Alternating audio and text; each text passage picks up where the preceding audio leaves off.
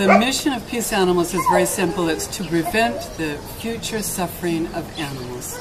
We go to more than 30 colonias and neighborhoods and villages in the area of the Bay of Banderas, and we set up clinics in locations in private homes and in government buildings.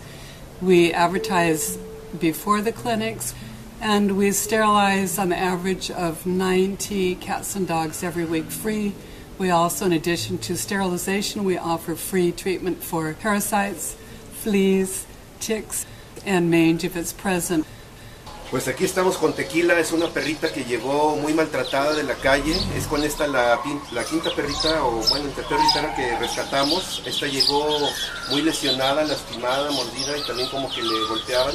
In my early years of rescuing and promoting the responsible ownership, it was very hard to get, especially the male animals brought in.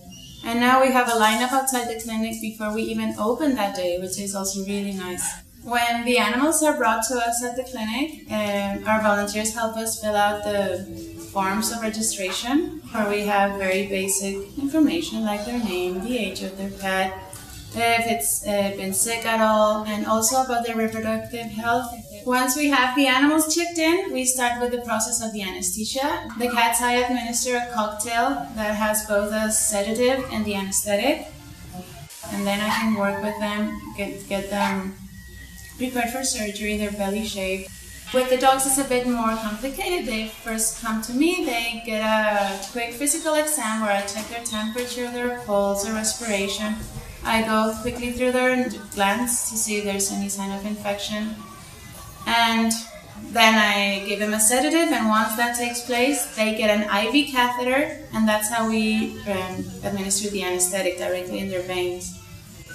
All the animals with us get a shot of dewormer. They also get a shot of pain control and anti-inflammatory, and a shot of long-effect penicillin. I think one of our challenges with the anesthesia is that these animals are they're not tame, most of them, so they've never had a leash on their neck. They freak out a lot, so we need to do it really calmly, make sure that they're always comfortable and as calm as possible. After they're done with me at the anesthesia, they are passed to surgery, and the doctors will there scrub the surface of their skin. The locations where we are, they're not a professional equipped surgery room, so our vets are extremely careful to keep their surgical field impeccable. The gloves are obviously changed, the instruments are either in cold sterile for a long time or in the autoclaves. All this time, especially with the dogs, they have to make sure there's no excess bleeding. There are a lot of tick-borne problems here with ehrlichiosis in the dogs, so it's a challenge. They really have to have extremely gentle hands. I have a lot of admiration for Dr. Poli and Dr. Anthony because they are able to do this work in an incredible amount of time. It's super fast and still be extremely gentle on the tissues. They'll tend to heal really well. And I mean, I really have to say I take my hat off for these two guys. When the surgery is finished, the animals are taken to the recovery by the vet, and there are lovely volunteers receive them and make sure the animals are as comfortable as possible. We have a little chart here that tells us the ranges to look at for the animals. And the first thing we do is we take their temperature, and then we check their heart rate and breathing rate.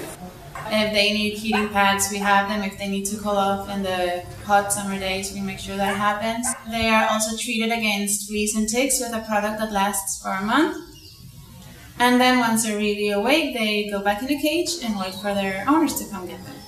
They are sent homes with instructions not to get them wet, to keep an eye on the incision, to clean it with iodine, and they get to go home happily and have a great rest of their life instead of just having litter after litter and bringing all the suffering.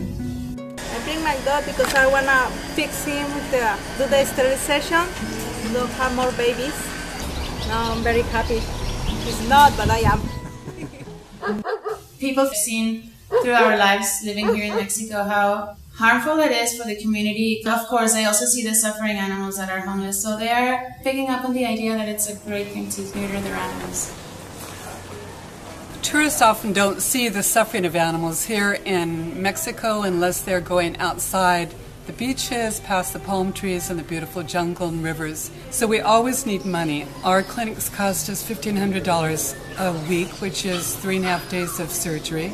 It breaks down to $17 per cat or dog. It's a very inexpensive way to solve a problem. Programas como este es lo que hacen falta, porque ya una vez que están esterilizados, ya deja de haber toda esta proliferación de perros. To me, it is a thrill. Every single surgery, every single time that we have an animal go home after a surgery, it's a huge relief. I'm really thrilled to be part of this. It's really like a dream to me. If you'd like to know more about Peace Animals, we have a website.